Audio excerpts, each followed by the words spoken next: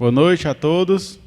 É um imenso prazer que, mais uma vez, a Igreja Bíblica de Cruz está se reunindo para louvar a Deus, agora de forma bem diferente que tínhamos costume, forma online, né? Mas graças a Deus por esses recursos que o Senhor tem nos proporcionado, para dessa forma a gente poder cultuar Ele todos juntos. Espero que você, a partir desse momento, se concentre na sua casa, porque é um culto a Deus. Precisamos ter reverência e todo o cuidado para não fazermos relaxadamente. Vamos orar ao nosso Deus para iniciarmos o culto a Ele nesta noite. Soberano Deus e Pai, muito obrigado, Senhor Deus, pelo privilégio de louvar o Senhor. Muito obrigado pela vida que o Senhor tem nos dado. Muito obrigado pela preservação dela. Te agradecemos, Senhor, por poder cantar louvores ao Senhor e aprender do Teu santo nome. Abençoa todo esse tempo, que o Senhor possa, Pai, estar recebendo como sacrifício ao Senhor. Recebe o culto de cada irmão que está nesse momento concentrado, cultuando ao Senhor. Para a Tua honra e Tua glória. Em nome de Jesus Cristo. Amém. Vamos cantar 119, corinho. Você está em casa aí, abra seu livrinho de coro, acompanhe e cante bem forte. Lembre que o nosso Deus, Ele está lhe ouvindo. E é para Ele que estamos apresentando este culto.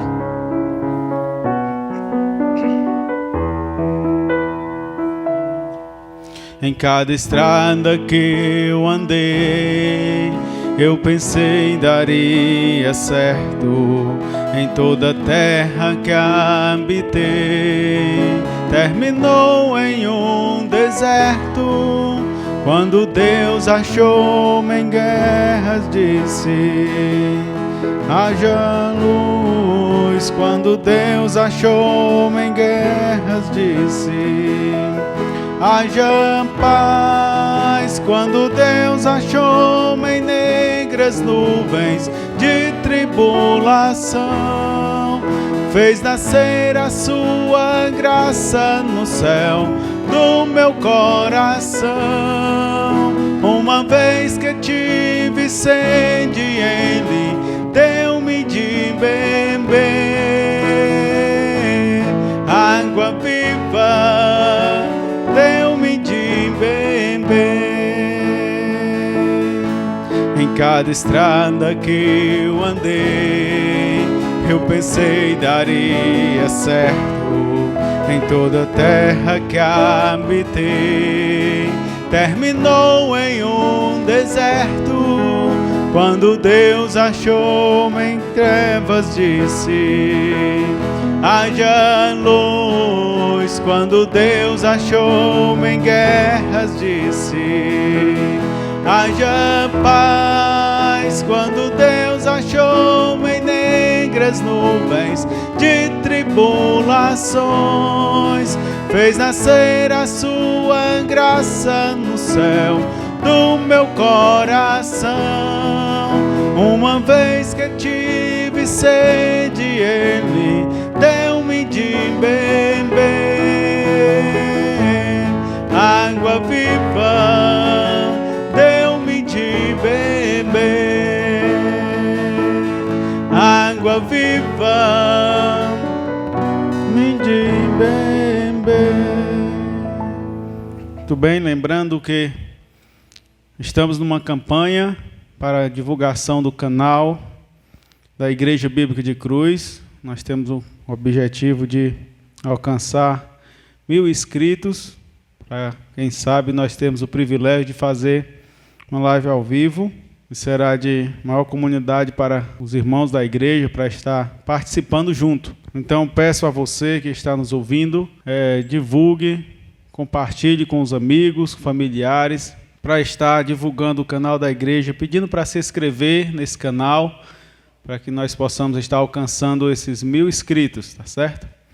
Peço a sua ajuda que está nos ouvindo nesse momento, para esse objetivo. Vamos cantar agora outro, o coro 174.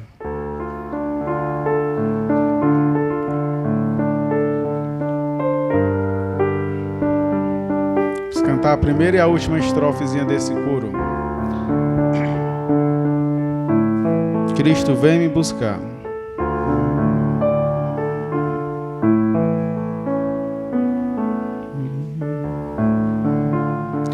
Cristo vem me buscar, para o céu me levará.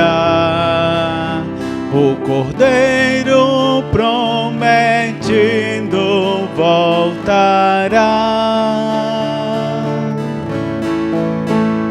Cristo vem me buscar, para o céu me levará. O Cordeiro prometido voltará, voltará. Oh glória, aleluia, Maranata, vem Jesus. Sou liberto pelo sangue desta cruz. Tenho um Consolador, sua glória e esplendor. Sou liberto pelo poder do Senhor.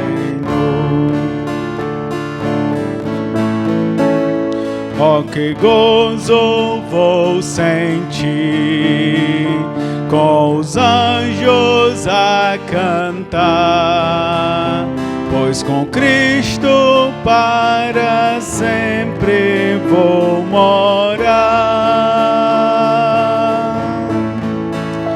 Oh, que gozo vou sentir, com os anjos a cantar, pois com Cristo para sempre vou morar, vou morar. Oh glória, aleluia, Maranata, vem Jesus. Sou liberto pelo poder desta cruz. Tenho um Consolador, sua glória e esplendor. Sou liberto pelo poder do Senhor. Hino de número 377, meu livrinho de coro é 278. Não sei por que de Deus o amor a mim se revelou.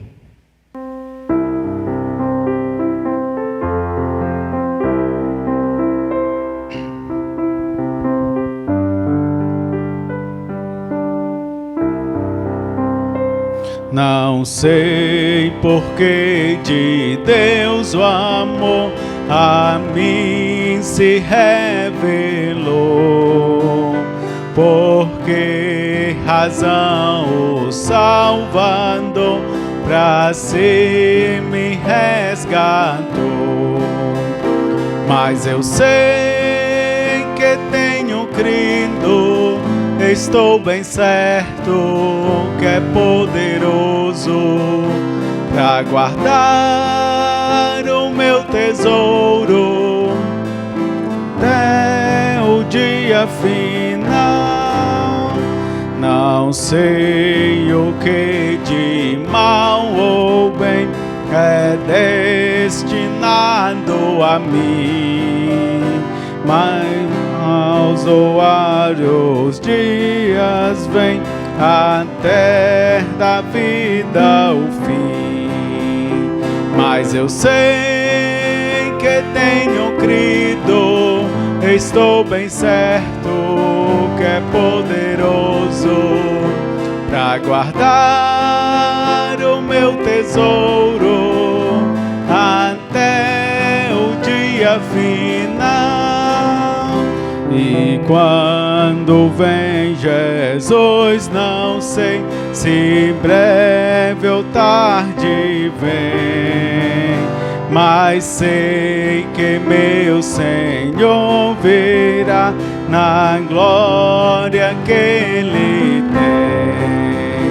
Mas eu sei que tenho crido, estou bem certo que é poderoso para guardar o meu tesouro até o dia final. Muito bem, vamos cantar o hino agora 322.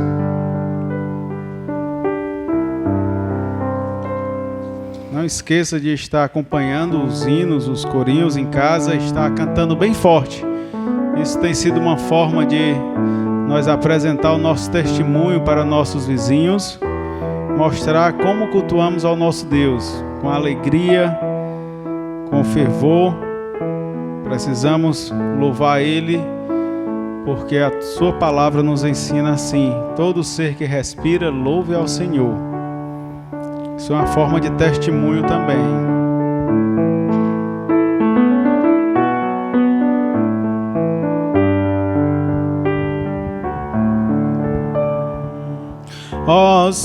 Oscilando minha fé, Cristo valerá.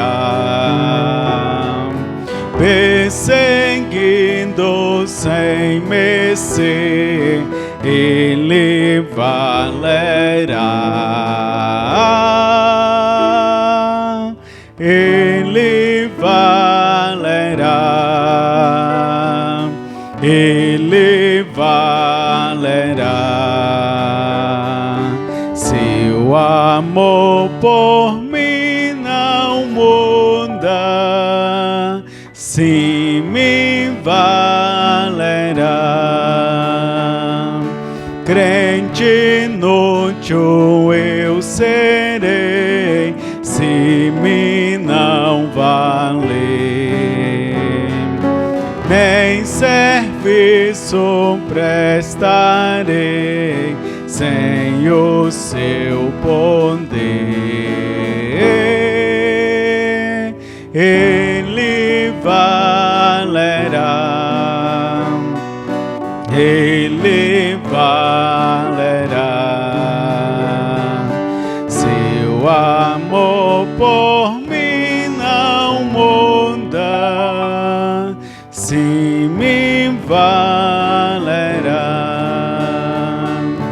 Com seu sangue me comprou, não me deixará. Vida eterna me outorgou, sim me valerá. Ele valerá. Ele valerá. Seu amor por mim não muda, sim me valerá.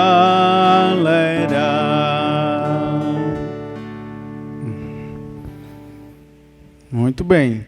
303, amor a Jesus. Momentos difíceis que estamos passando, de crise mundial e tanto tormento para alguns, mas lembrando que nós, crentes no Senhor Jesus Cristo, temos a viva esperança de morar no céu com o Senhor, porque Ele nos ama e Jesus jamais vai deixar de nos amar. 303, amor a Jesus.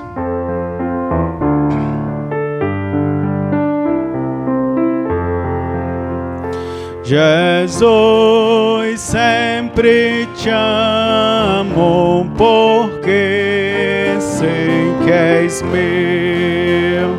A ti toda honra, louvores dou eu. Meu mestre divino, meu amo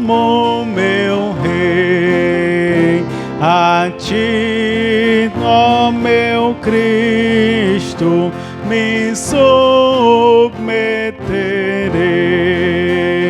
Eu te amo porque tu morreste por mim.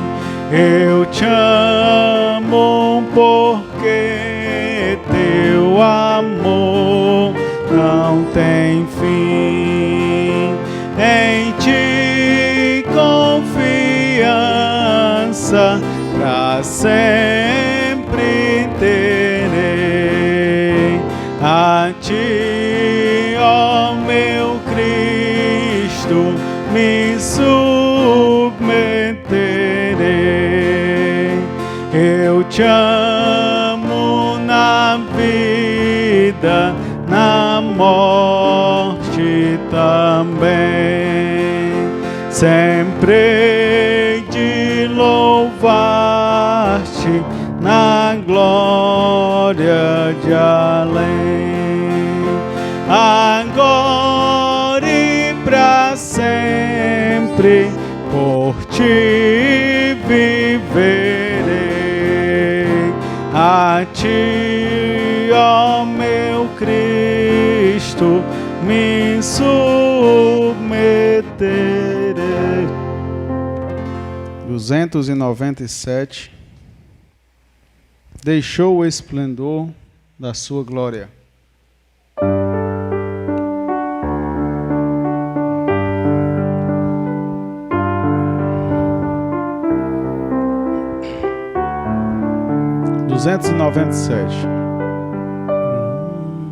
Deixou o esplendor da sua glória,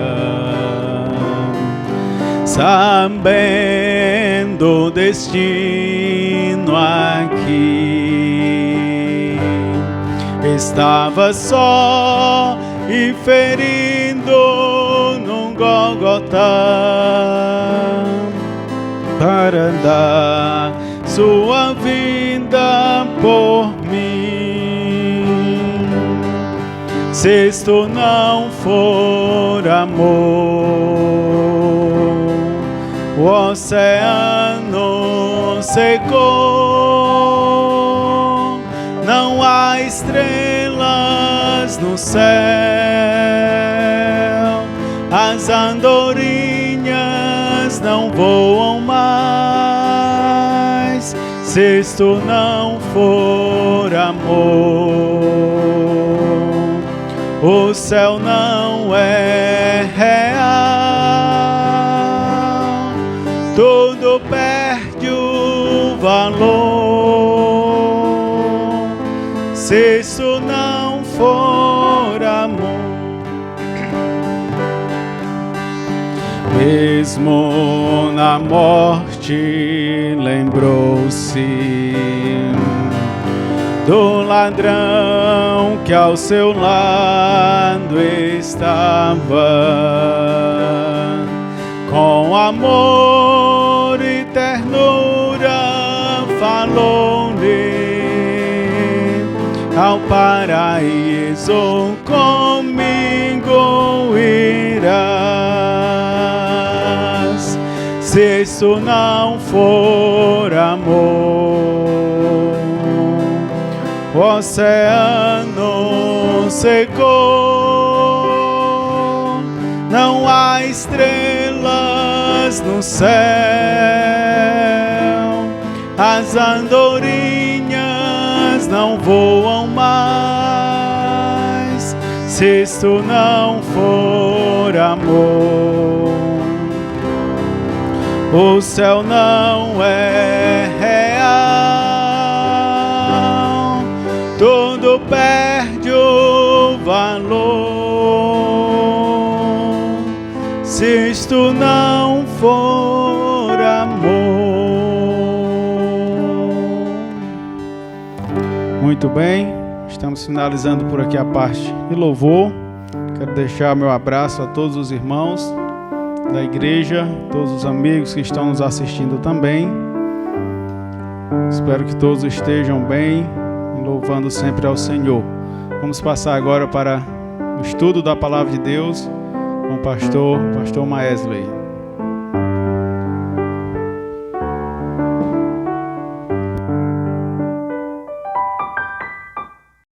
Boa noite, amados irmãos. Graça e paz a todos. Daremos continuidade na noite de hoje, o nosso estudo na exposição, expondo a carta de 1 Pedro. Essa carta que já nos ensinou muito acerca de como nós devemos viver, mesmo diante da perseguição, diante da aflição, com uma viva esperança do que está reservado para nós na eternidade, da nossa herança imarcessível e incorruptível, guardada unicamente pela mão do Senhor. O mesmo Deus que nos chamou de santo e também exige santidade de nós. O mesmo Deus que, através de Pedro e da carta inspirada de 1 Pedro, nos manda desejar ardentemente, como crianças recém-nascidas, o genuíno leite espiritual, para que por ele nos seja dado crescimento para a salvação.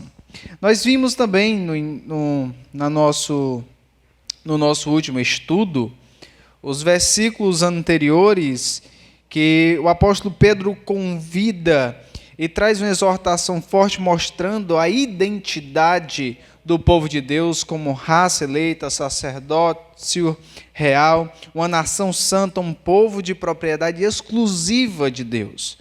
Hoje nós iremos continuar na nossa série de estudos, observando o versículo 11 e o versículo 12 do capítulo 2. Se você está com sua Bíblia na mão, convido a abrir sua Bíblia na primeira carta de Pedro, capítulo 2, versículo 11 e versículo 12, onde as Escrituras dizem assim: Amados, exorto-vos como peregrinos e forasteiros que sois, a vos absterdes das paixões carnais que fazem guerra contra a alma, mantendo exemplar o vosso procedimento no meio dos gentios, para que naquilo que falam contra vós outros, como de malfeitores, observando-vos em vossas boas obras, glorifiquem a Deus no dia da visitação.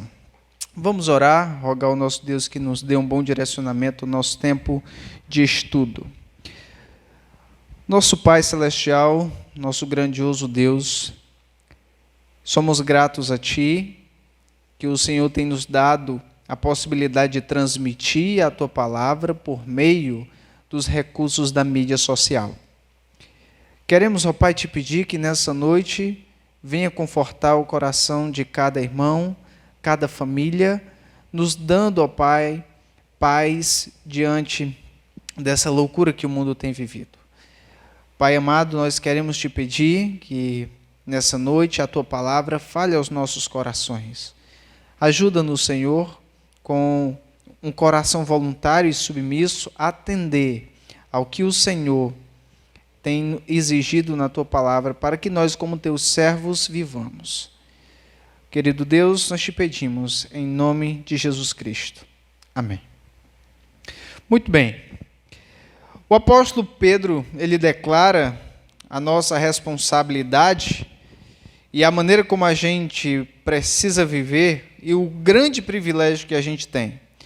Nos versículos anteriores, como eu já bem citei, o versículo 9 é um versículo bem enfático, que diz: Vós, porém, sois raça eleita, sacerdócio real, nação santa, um povo de propriedade exclusiva de Deus, a fim de proclamardes as virtudes daquele que vos chamou das trevas para a sua maravilhosa luz. Esse texto ele mostra a nossa nova identidade em Cristo Jesus. A partir do versículo 11, ele começa a mostrar outro aspecto. Ele traz uma exortação e ele inicia nos chamando de peregrinos e forasteiros, gente que não é dessa terra, gente que não é desse povo. É um povo diferente, é um povo que não pertence a essa pátria terrena, mas é um povo que pertence a uma pátria celestial. É um povo que foi escolhido, como o versículo 9 bem declarou, é uma raça eleita. São pessoas que têm uma função estabelecida pelo próprio Deus, função de sacerdotes, e oferecer sacrifícios agradáveis a Deus, sacrifícios que Deus vai se alegrar em receber. Aqui, meus irmãos, diante disso, quando ele nos chama de peregrinos e forasteiros, ele está dizendo que o cristão ele deve viver de tal forma que as suas atitudes sejam diferentes das ações da sua cultura local. O evangelho, ele transcende culturas. O evangelho, ele chega, e aonde ele chega, a cultura que prevalece é a cultura do evangelho. Muitas culturas têm os seus hábitos pecaminosos, como muitas culturas indígenas têm nos seus rituais sacrificar crianças que tenham nascido com imperfeições ou crianças que, porventura, na sua gestação foram gêmeas. Uma das crianças tem que morrer, porque na mente deles, uma dessas crianças é do mal e a outra é do bem. E aí eles têm que sacrificar uma na esperança que seja a criança do mal. São culturas que não correspondem, que não se juntam, que não se unem à cultura do evangelho, à cultura cristã. Outras culturas no mundo afora têm um hábito da libertinagem ou de casamentos de homens adultos com crianças, meninas de pouca idade, 9, 10 anos. Meninos também, crianças de 8, 9, 10 anos se casando com mulheres muito mais velhas. A cultura do evangelho é a cultura que molda os corações àquilo que agrada a Deus. Nenhuma cultura no mundo deve ser mais forte do que a cultura do evangelho. E diante disso, nós, como peregrinos e forasteiros que somos, nós devemos mostrar a nossa cultura, a cultura cristã, a cultura do evangelho. Não é a cultura dos meus pais, não é a cultura dos meus avós, não é a cultura da minha região, mas a cultura que eu devo mostrar e viver é a cultura do evangelho. Um pregador escocês, Alexander MacLaren, ele disse o seguinte: o mundo tem suas noções de Deus acima de tudo, das pessoas que dizem pertencer à família de Deus. Eles nos leem mais do que leem a Bíblia. Eles nos veem, pois só ouvem falar de Jesus Cristo, mas eles conseguem nos ver. Essa afirmação desse pregador escocês é bem clara e nítida para os nossos dias, vivendo como igreja.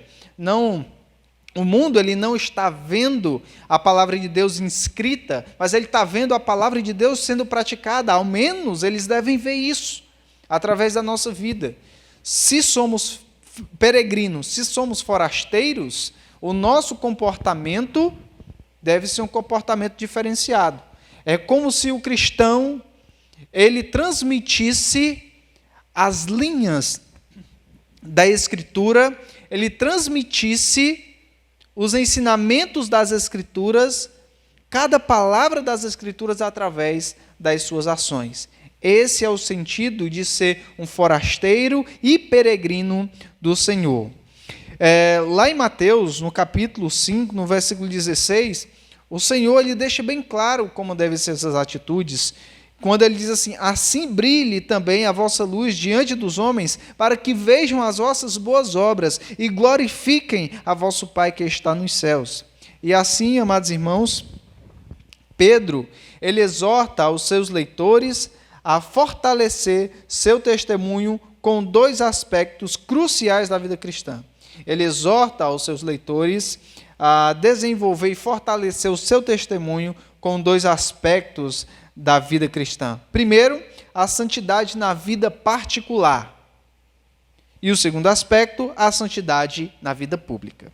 E nós iremos iniciar aqui no primeiro aspecto, a santidade na vida particular, e vamos discorrer no versículo 11, onde diz assim a palavra do Senhor: amados, exorto-vos como peregrinos e forasteiros que sois, a vos absterdes das paixões carnais que fazem guerra contra a alma. Pedro ele começa com uma exortação abordando os seus leitores como amados.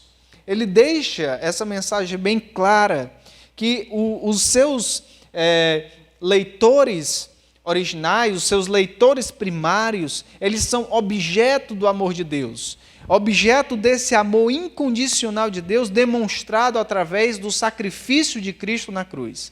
Tanto eu quanto você somos objeto do amor de Deus. Deus nos amou de tal maneira, de uma maneira excepcional, grandiosa, que nenhuma outra coisa no mundo consegue assemelhar-se à grandeza desse amor. Deus ele nos ama de uma forma tão incondicional que, para demonstrar esse grandioso amor, Ele mesmo se fez carne, habitou entre nós, cheio de graça e de verdade, e padeceu em uma cruz, sofrendo o nosso castigo em nosso lugar. Amados irmãos, o apóstolo Pedro, ele leva essa mensagem primeiramente aos irmãos com um propósito maior. Ele exorta-os, e essa palavra exortar, como ele diz aqui, primeiramente ele mostra que esses irmãos são objeto do amor de Deus, e a palavra seguinte é uma exortação. Exorto-vos como peregrinos e forasteiros que sois. Essa palavra exortar, ela tem um significado muito característico de uma conversa. É chamar ao lado, é dizer, vem aqui, meu irmão, eu preciso conversar contigo. Vem aqui, eu preciso te falar algumas verdades. Nós precisamos juntos crescer. É paracaléu, chamar ao lado, ter uma conversa de irmão para irmão, sem ter capas, sem ter máscaras, sem ter qualquer coisa que turve a veracidade daquela conversa, o conteúdo daquela conversa seja um conteúdo santo, um conteúdo que louve e agrade ao seu Deus. E ele chama esses irmãos com essa exortação: exorto-vos como peregrinos e forasteiros que sois. Eu chamo vocês ao lado, em particular, para conversarmos acerca de algo tão precioso. Aqui, dentro dessa exortação, entra nesse aspecto o fato de confortar, desejar um crescimento de um para com o outro, pedir e também rogar e incentivar. Nós vemos essa expressão também lá na carta de Paulo aos Romanos, no capítulo 12, naquela expressão onde o apóstolo Paulo ele convoca aqueles irmãos a também mudarem o seu estilo e a sua forma de pensar e de viver. Ele diz: rogo-vos, pois, irmãos, pelas misericórdias de Deus, que apresenteis o vosso corpo como sacrifício vivo, santo e agradável a Deus, que é o vosso culto racional. E não vos conformeis com este século, mas transformai-vos pela renovação da vossa mente, para que experimenteis qual seja a boa, agradável e perfeita vontade de Deus. Aqui ele mostra, dentro dessa exortação, como um pedido. Ele exorta os irmãos com um pedido, ele faz esse rogo, esse pedido, como se estivesse em uma situação complicada, sofrendo um perigo até de morte. Ele diz: rogo-vos, pois, irmãos, que vocês mudem pelas misericórdias de Deus, que vocês apresentem o vosso corpo como sacrifício vivo, santo e agradável a Deus, que é o vosso culto lógico, é o vosso culto que começa na sua mente. E o grande amor de Deus é o motivo que nos permite suportar as dificuldades desse mundo, pois vivemos como peregrinos. Ele nos exorta a ter essa mudança de mente, ele nos exorta a ver que nós somos objetos do amor de Deus na nossa vida, e esse amor é o motivo que nos permite suportar as dificuldades desse mundo, vivendo aqui como forasteiros e peregrinos. Irmãos, se nós não tivéssemos isso na nossa mente, essa ideia e essa verdade de que somos objeto do amor de Deus, e que o nosso Deus, pela sua misericórdia, tem nos guardado, tem nos suprido, que o nosso Deus tem nos guardado do mal, se não fosse essa certeza tão grande, nós já tínhamos sucumbido em tanta preocupação. É preocupação a todo momento, vindo através das mídias sociais, através dos recados no WhatsApp, através das nossas conversas pessoais. As preocupações vêm. E muita gente está tão amedrontado com essa pandemia que chega até a viver uma paranoia.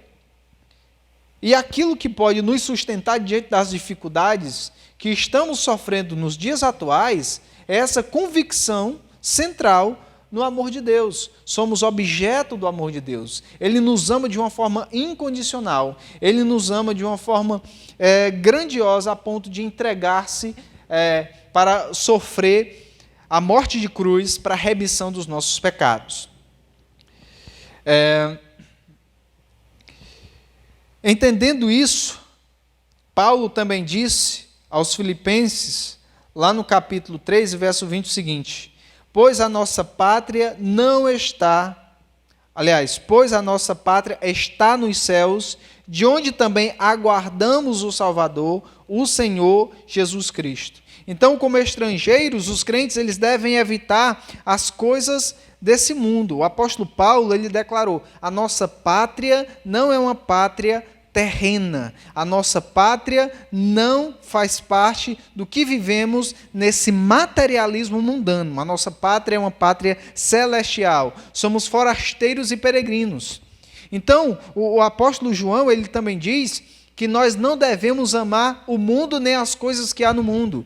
O apóstolo João ele menciona isso, e que, na verdade, ele quer dizer que nós não devemos amar esse sistema mundano, as riquezas que o mundo apresenta, os benefícios para o bem-estar do corpo que o mundo apresenta.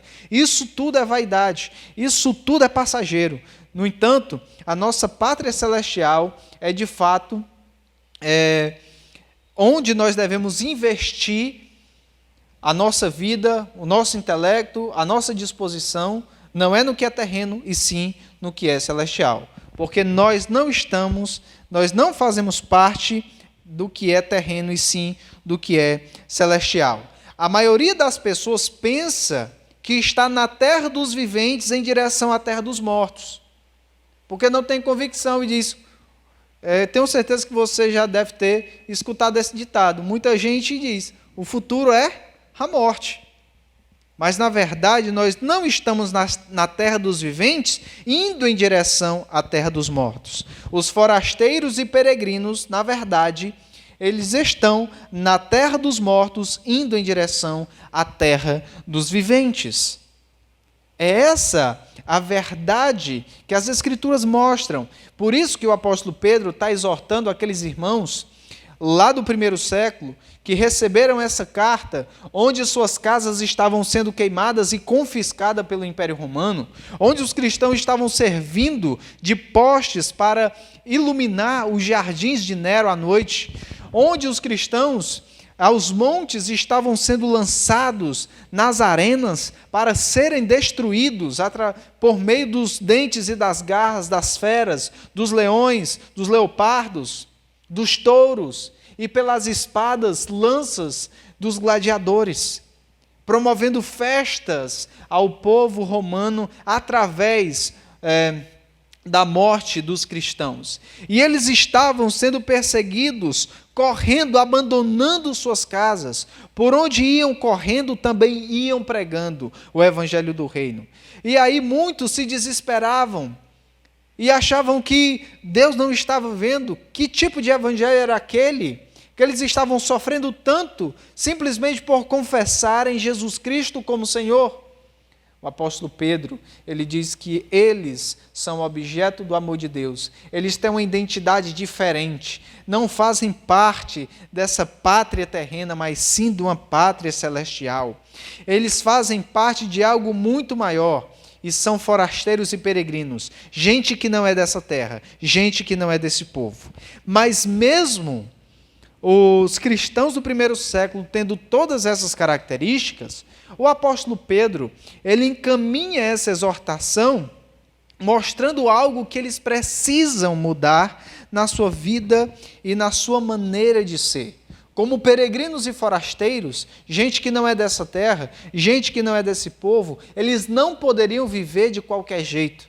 Eles não poderiam viver para si mesmos, mas eles têm que viver tendo em mente que assim que saem em qualquer lugar, nas ruas, as pessoas estão olhando para as suas ações, estão olhando para as suas atitudes como um cristão. Elas olham para a sua maneira de andar, para a sua maneira de vestir, para a maneira que você corta o seu cabelo, para a maneira que você dialoga com as pessoas, elas olham para a maneira que você dirige o seu transporte, elas olham para a maneira que você trata os seus funcionários e os seus subordinados.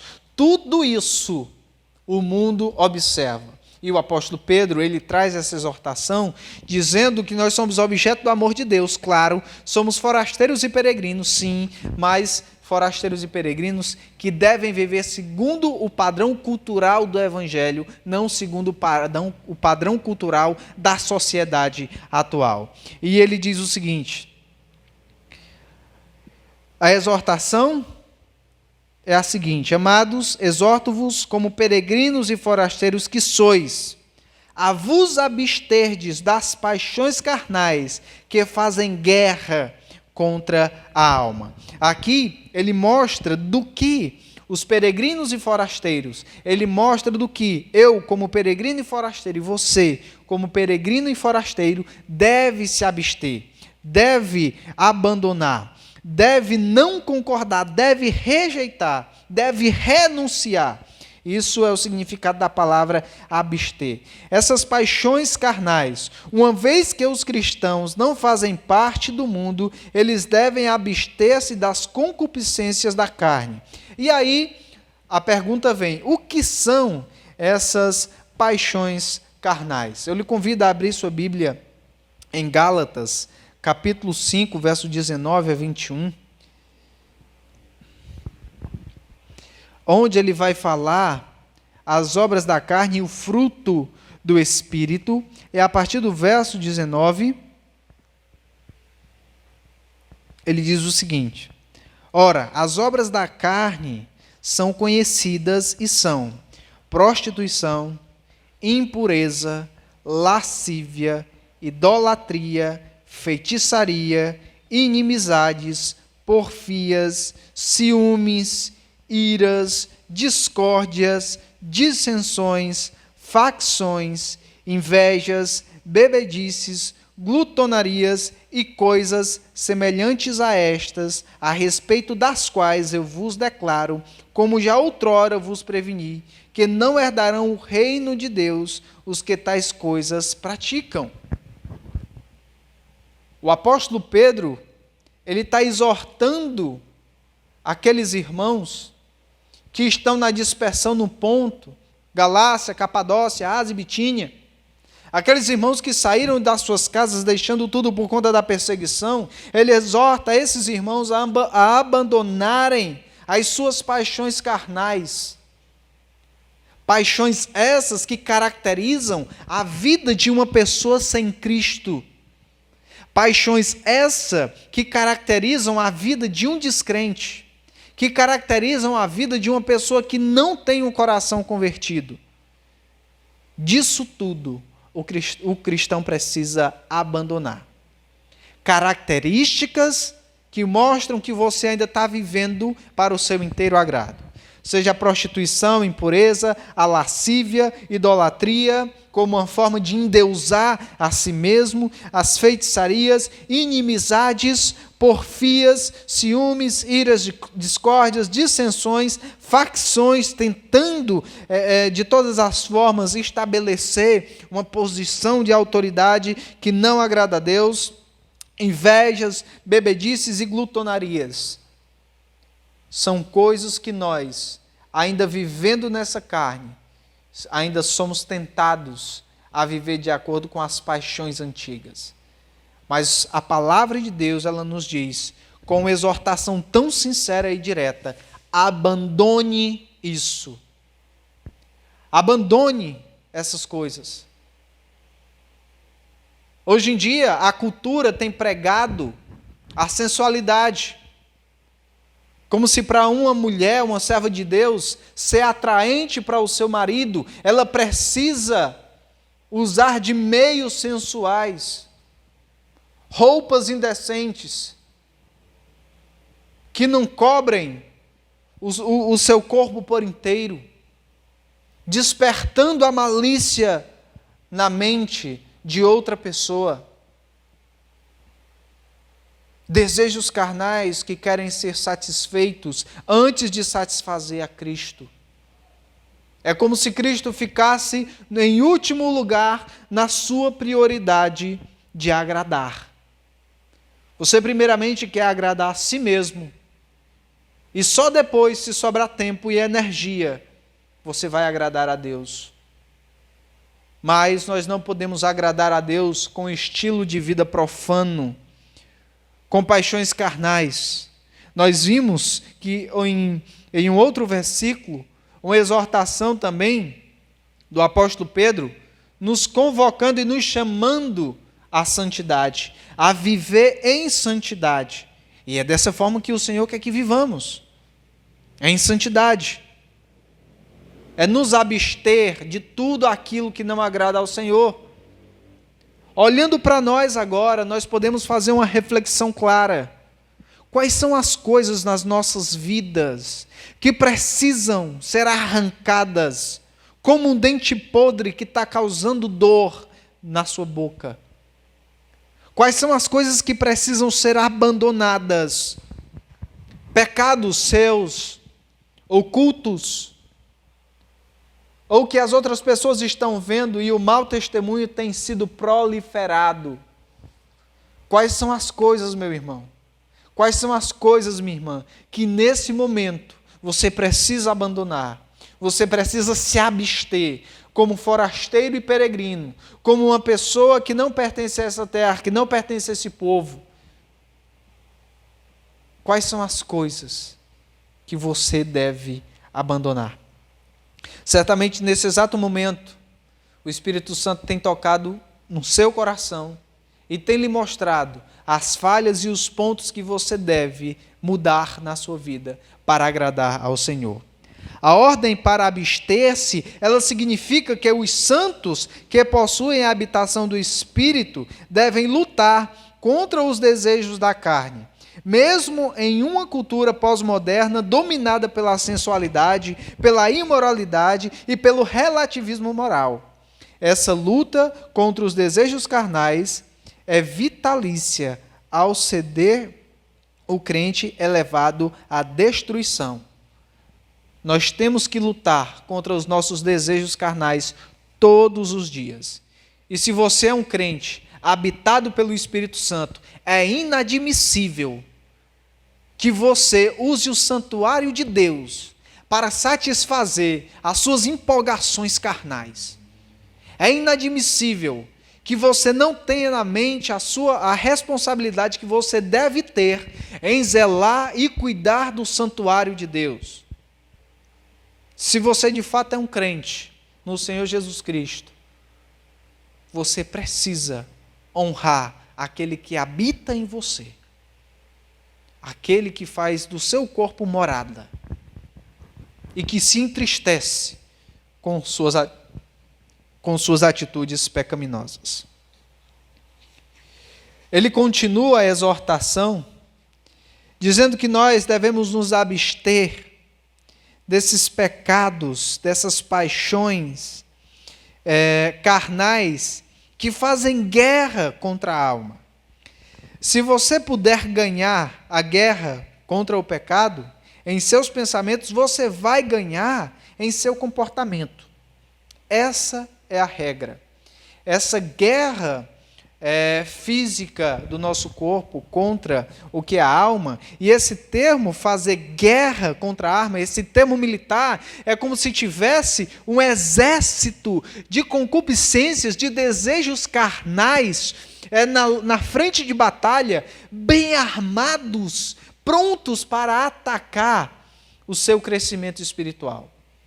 É como aquele exército de desejos carnais, luxúria, inveja, bebedice, glutonaria, facções, intrigas, inimizades, todos eles estivessem na sua frente armados, poderosamente armados, com suas couraças, com suas espadas bem afiadas, com todos os seus apetrechos, carros e cavalos, para guerrear contra o seu desenvolvimento espiritual. E aí, essa luta, ela começa primeiramente na mente. É por isso que o apóstolo Paulo, lá em Romanos, como nós lemos no capítulo 12, verso 1 e verso 2, ele diz, rogando aos irmãos que nós, pelas misericórdias de Deus, que nós tenhamos uma transformação da mente, a gente apresente o nosso corpo como um sacrifício vivo, santo e agradável a Deus, que é o nosso culto racional. Então nós temos que começar a lutar contra esse pecado logo na mente. Se a gente ganhar essa batalha na mente, a gente também vai ganhar no comportamento, porque o pecado ele começa logo na mente. Você pensa, você desenvolve o pecado na sua mente e através do seu corpo você executa. Se você consegue reprimir os seus pensamentos, com certeza você vai reprimir as suas ações. Todo pecado começa na mente e deve ser derrotado lá na mente. Devemos aprender a levar cativo todo pensamento à obediência a Cristo. E o pecado sempre começa com pequenas concessões. A gente vai abrindo espaço. A gente cauteriza a nossa mente, coisas que a Bíblia diz que é pecado, a gente, mas isso não vale nada não, é só uma besteirinha. Falar mal do irmão não vale nada não. É só uma besteirinha. Mas aí você está abrindo uma brecha para a sua própria destruição. Segundo aos Coríntios, capítulo 10, versículo 5, é um versículo muito importante, muito interessante, de termos ele em mente. Esse versículo, o versículo 5, ele diz assim: e toda altivez que ele se levante contra o conhecimento de Deus, e levando cativo todo pensamento à obediência de Cristo. O que esse texto de fato quer dizer? Todos os nossos pensamentos devem ser levados a obedecer ao Senhor Jesus Cristo. Irmão, irmã, você que está nos acompanhando e está nos ouvindo, quais são os seus pensamentos agora, nesse exato momento? Quais são os pensamentos que você tem tido e que você sabe que não agradam a Deus? Quais são eles? Quais são os pensamentos que nós podemos ter que não agradam a Deus? Alguns podem dizer, são pensamentos de intriga, são pensamentos maus, isso não agrada a Deus? Sim, de fato não agrada a Deus. Mas tem diversos outros pensamentos que não agradam a Deus. Quais são os seus pensamentos? Faça uma análise de quais são os pensamentos que você tem tido que não agradam a Deus. E diante disso, meu amado irmão, minha amada irmã, coloque-os diante de Cristo. E faça essa análise. A régua de medir é o Senhor Jesus Cristo. Se você vê que o seu pensamento não tem sido um pensamento que tem obedecido a lei de Cristo, que tem obedecido os mandamentos da Escritura, meu irmão, abandone esses pensamentos. Mude esses pensamentos. Rogue para que o Senhor e o Espírito Santo transformem os seus pensamentos, e só assim você vai desfrutar da verdadeira vontade de Deus, da perfeita vontade de Deus. E amados, nós temos enfrentado essa guerra juntos. E o que Pedro está dizendo aqui é que a nossa verdadeira batalha não é contra as pessoas ao nosso redor, mas contra as paixões dentro de nós. Não é contra as pessoas, e sim contra essas paixões dentro do nosso próprio coração pecaminoso. Efésios 6, capítulo 6 e verso 12, diz assim a palavra do Senhor: porque a nossa luta não é contra o sangue e a carne, e sim contra os principados e potestades, contra os dominadores deste mundo tenebroso, contra as forças espirituais do mal nas regiões celestes. Nós estamos lutando contra um inimigo invisível. Nós lutamos contra o pecado que está no nosso próprio coração. Embora nós não somos mais condenados por esse pecado, nenhuma condenação há para os que estão em Cristo Jesus, mesmo assim esse pecado ainda tem suas ações. E é para isso que nós devemos olhar, lutar contra o pecado que está no nosso coração e contra o próprio diabo. A nossa luta não é contra uns aos outros, a nossa luta não é contra o nosso irmão, mas contra os poderes satânicos. Quando um crente ele cede aos desejos da carne, ele começa a viver como os perdidos ao seu redor e se torna uma testemunha ineficaz. A palavra de Deus diz que nós somos forasteiros e peregrinos. Mas esses forasteiros e peregrinos, eles são uma raça eleita, uma nação santa, um povo de propriedade exclusiva de Deus, com uma finalidade. Qual é? A fim de proclamardes as virtudes daquele que nos chamou das trevas para a sua maravilhosa luz. O povo do mundo, os descrentes, os gentios, eles devem ver em nós a Bíblia sendo pregada através das nossas ações. Se nós estamos nos comportando semelhantemente aos descrentes, nós teremos um testemunho ineficaz. O nosso testemunho não vai ser eficaz. É nessas horas que nós devemos olhar para dentro do nosso coração, olhar para as nossas próprias atitudes e olhar com zelo e com fé e saber que nós precisamos mudar certas atitudes que não têm agradado ao Senhor. E não se engane, andar com Deus há anos não limita a necessidade de fazer guerra contra o pecado.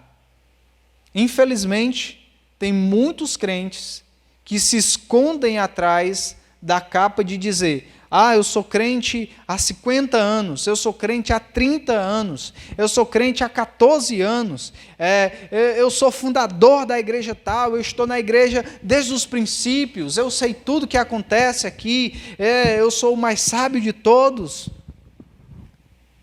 Não se engane. Por mais que estejamos crescendo e o tempo da nossa fé esteja aumentando, o tempo que nós estamos andando com Deus esteja aumentando, mas isso não muda o fato que nós estamos suscetíveis também ao pecado. E quanto mais nós baixamos a guarda e cochilamos diante do perigo, o perigo está se aproximando. Não é à toa que gigantes da fé, gigantes que andaram com Deus, eles caíram em pecado e eles tropeçaram. Depois de anos de caminhada, por exemplo, Noé ficou bêbado e foi exposto indecentemente depois do dilúvio. Se embriagou. Depois de ter passado pelo dilúvio, de ter passado tanto tempo construindo uma arca para a salvação de sua família e dos animais que Deus o tinha ordenado. E depois do dilúvio, depois que eles já tinham passado por toda aquela situação, Noé se embriaga e se demonstra de forma indecente diante de sua própria família. Davi, o homem segundo o coração de Deus, provavelmente estava em torno de 50 anos, tinha em torno de 50 anos, quando cometeu o pecado de adultério com Batseba. Davi tinha andado com Deus desde a mocidade, sofrido perseguições, Saul querendo matar, e ele firme, e depois do seu tempo de fé, depois de tanto tempo de fé, depois de tanto tempo de caminhada com Deus, caiu em um adultério, encomendando a morte de um homem, sendo o mandante de um assassinato. Ezequias, que realizou uma grande reforma religiosa, no final de sua vida ele tornou-se orgulhoso. A verdade é que enquanto estivermos nesse corpo, temos que permanecer vigilantes e lutar contra as paixões da carne. Nossa velha natureza não é erradicada na conversão e não se tornará mais fraca enquanto envelhecemos. A guerra vai durar a vida inteira.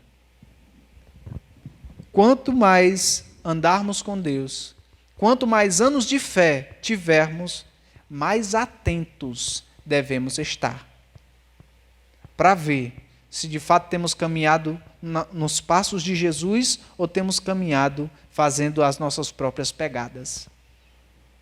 Quando nós queremos fazer a nossa própria vontade, isso se torna nítido. O testemunho, ele vai ser afetado por conta disso. O nosso texto ele é bem claro. As guerras que nós sofremos no nosso íntimo, elas são muito mais pesadas. A guerra daquelas paixões carnais fazendo guerra contra a nossa alma, contra aquilo que é espiritual, contra o que é verdadeiro. Se você tem enfrentado essa luta e essa batalha nos dias atuais, meu irmão, rogue ao Senhor que promova ao seu coração libertação disso. Que você consiga mudar a sua mente, ter uma mente transformada e renovada pela ação do Espírito Santo. Irmão amado, eu rogo, como o apóstolo Paulo também roga, que você apresente o seu corpo como sacrifício vivo. Nós devemos fazer isso. E que deve ser santo e agradável a Deus. Que deve ser o nosso culto racional, nosso culto diário. O segundo aspecto é a santidade na vida pública.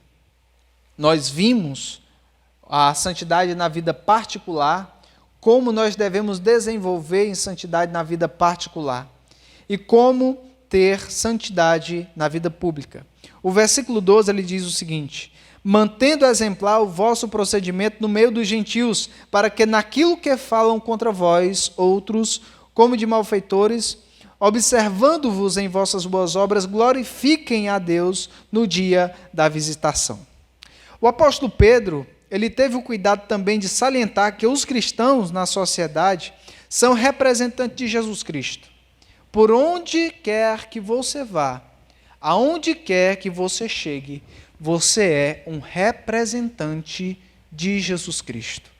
Você é um representante da cruz. Você é um representante do Evangelho. Agora o problema é, como você tem representado esse Evangelho? Como você tem representado aquele que te salvou na cruz do Calvário? Não estamos mais falando de uma esfera particular, de pecados que talvez só você saiba e Deus. Estamos falando de como a sociedade lhe vê. Estamos falando de como a sociedade está presente, olhando para o que você está fazendo. Você é um representante de Cristo. Como é que você tem representado Ele? Isto é, o crente tem a responsabilidade de proclamar as virtudes de Deus. Isto é, especialmente verdadeiro quando se trata de nossa relação com o governo, com as pessoas, com posição de autoridade, enfim, é em todas as áreas da nossa vida pública. Como você tem dado um testemunho que de fato você é um seguidor de Cristo? Como é que tem sido o seu testemunho? Esse testemunho público, ele inclui diversos aspectos. Um deles é a pureza de vida, a pureza de conduta, a pureza no falar, a pureza nas ações, tudo isso para transmitir quem Cristo é. Ele inicia o versículo 12 dizendo: mantendo exemplar o vosso procedimento no meio dos gentios. Essa palavra manter, ela tem a ideia de manter-se estável. Nós sabemos que nós passamos por altos e baixos na nossa vida cristã. Tem horas que estamos um pouco de forma mais ascendente, e depois declinamos mais um pouco, e é um constante alternar. Mas o nosso exemplo, a nossa conduta, ela deve manter-se em uma linha reta. Não pode simplesmente ter altos e baixos. Sim, claro, nós temos altos e baixos, mas não é natural que sempre a gente tenha esses altos e baixos. Ora estamos bem na fé, ora estamos fracos na fé, estamos bem, estamos fracos. Não é normal. O que deve manter essa constância é o nosso relacionamento com Deus. Quanto mais você se afasta do seu relacionamento com Deus, quanto mais você se afasta das Escrituras, mais você vai ter uma tendência de declinar. Mais você terá uma tendência de manifestar os pecados na sua vida, de praticar pecado, e, consequentemente, você vai estar sendo uma má testemunha para os gentios. Ele diz, mantendo exemplar o vosso procedimento. Essa palavra exemplar, ela significa bom ou atraente, ou seja, é um viver bonito. É que nós tenhamos um viver bonito, mantendo exemplar o vosso procedimento, ou seja, mantenha o seu viver bonito. Devemos viver bonito mesmo. E esse viver bonito para o Senhor, para a glória de Deus. Os descrentes, eles vão apontar, se você estiver mentindo, acerca de fatos corriqueiros, e você diz, não, é só por brincadeira. Em algum momento você vê, nas Escrituras, o Senhor Jesus com expressões de brincadeira, com relação ao testemunho que ele deveria dar para glorificar o Pai?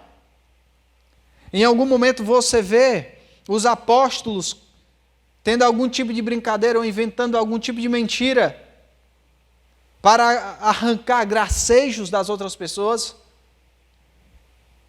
O nosso Deus é um Deus sério.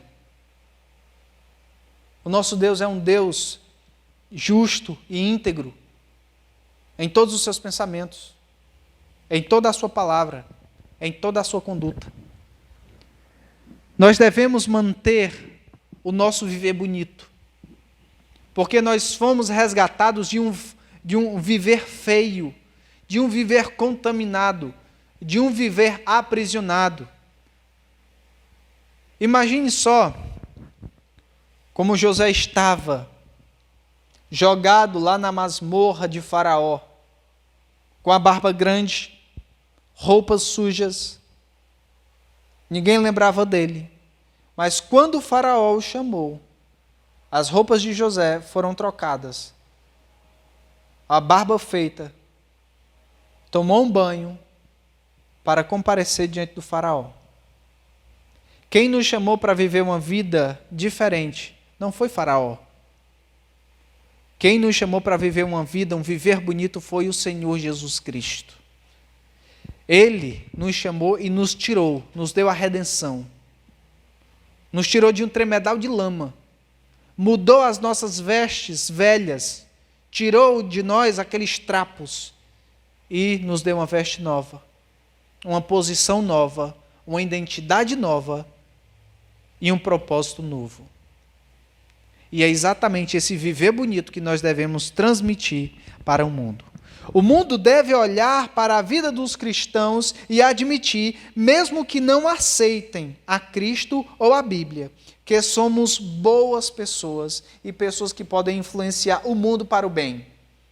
Mesmo que o mundo não admita e creia em Cristo, mesmo que os descrentes não aceitem as Escrituras, mas eles devem olhar para a nossa vida e devem entender que nós somos boas pessoas, pessoas que podem fazer uma diferença para o bem. Os cristãos estão vivendo numa vitrine, à mostra de todas as pessoas.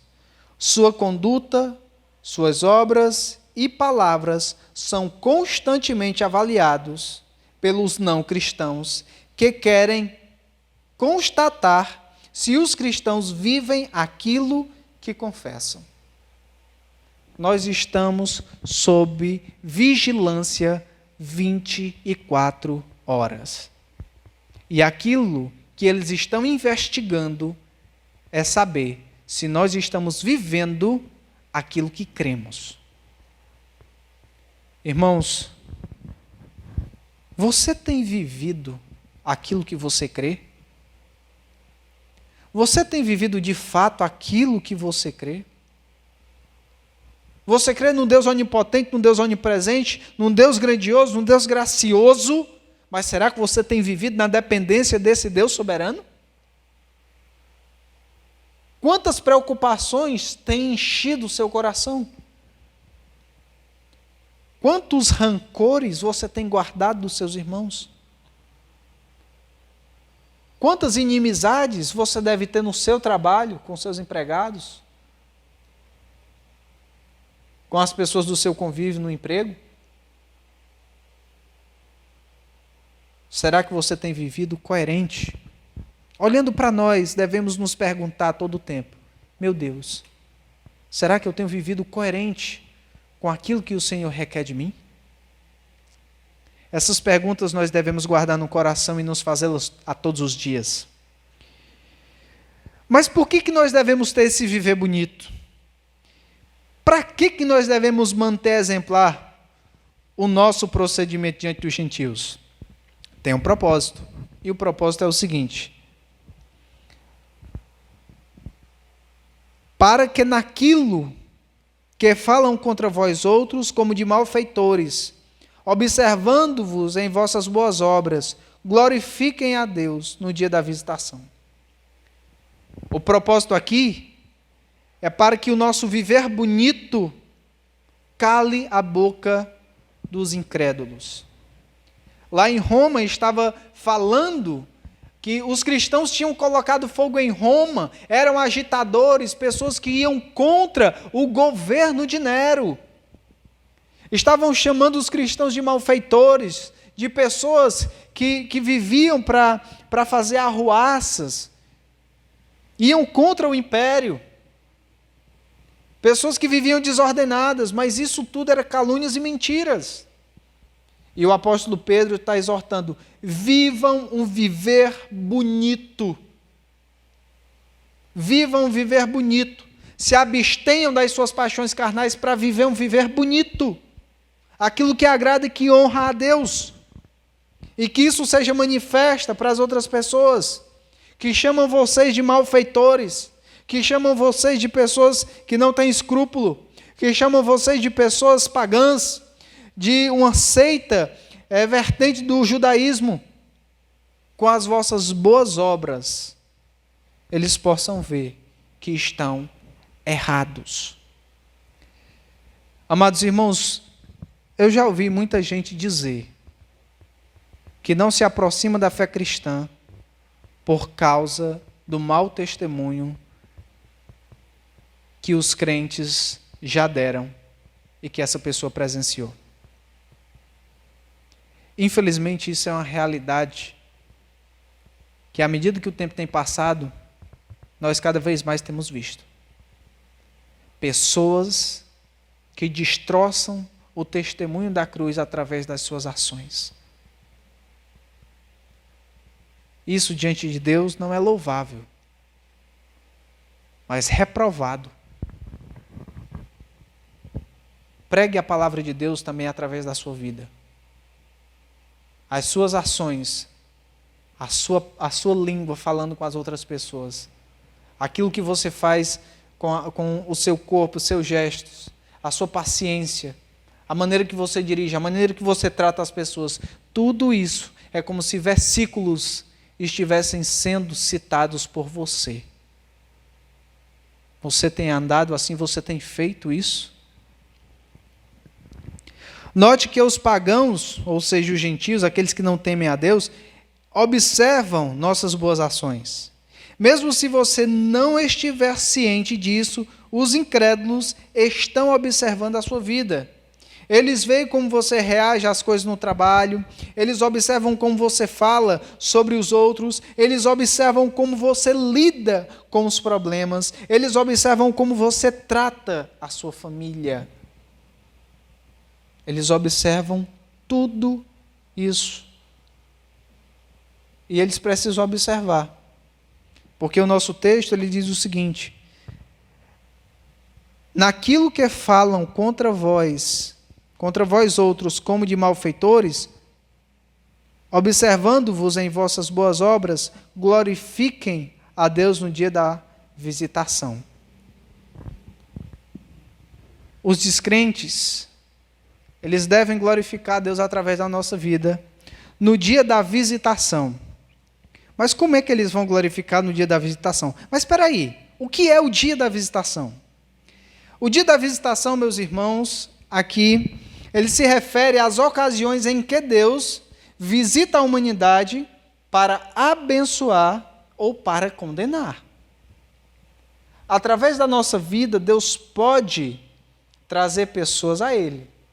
E com certeza os eleitos de Deus, através do nosso testemunho, pela palavra, Deus vai trazer.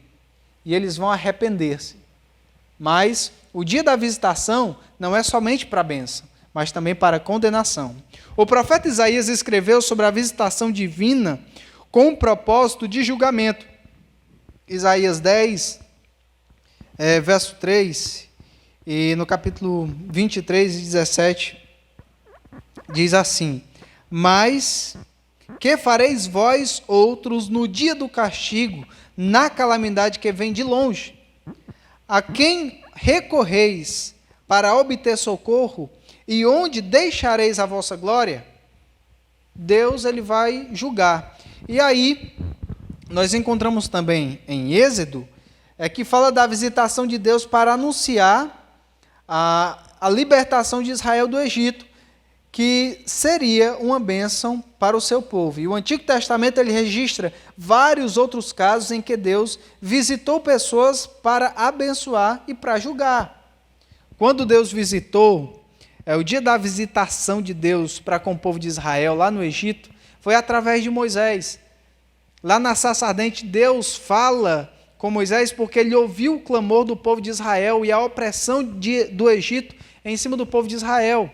E aí, você olhando para aquilo, você vê que Deus liberta o povo dele e começa a guiar o povo dele na peregrinação do deserto e coloca o povo na terra prometida. Como então os pagãos vão glorificar a Deus no dia da visitação? Alguns serão convertidos através do testemunho. Deus vai usar o meu testemunho, o seu testemunho, para convencer os seus eleitos ao arrependimento. E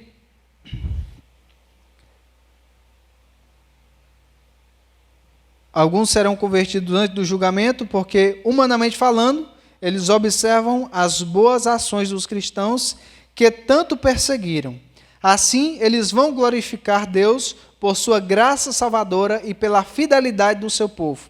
Outros estarão diante de Deus querendo se desculpar por sua incredulidade.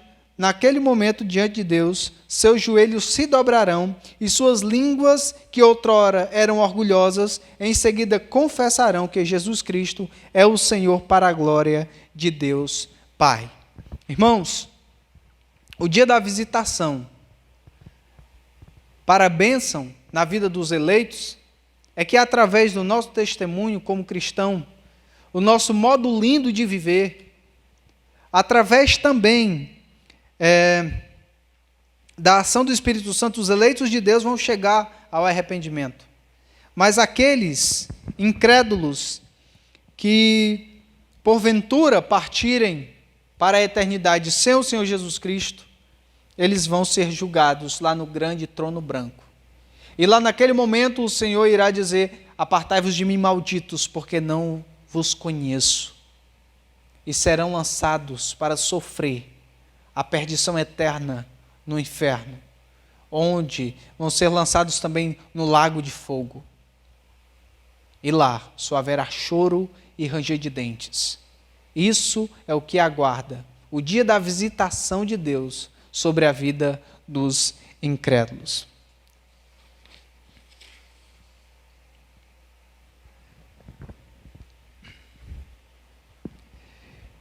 Irmãos, antes de encerrar o nosso estudo, eu gostaria de lhe fazer algumas perguntas.